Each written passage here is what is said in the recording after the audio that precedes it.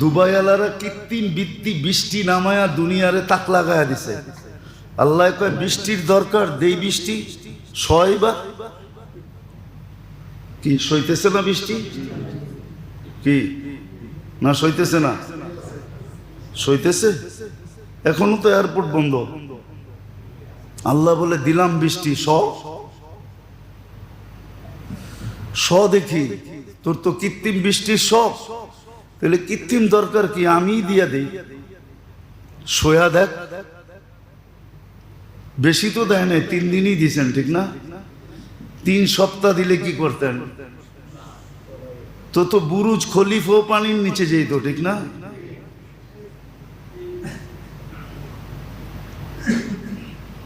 তো যেটা বুঝাইতে চাইতেছি আমি, যে দুনিয়ার নেয়ামত যে বোঝে না, ওই নেয়ামত থেকে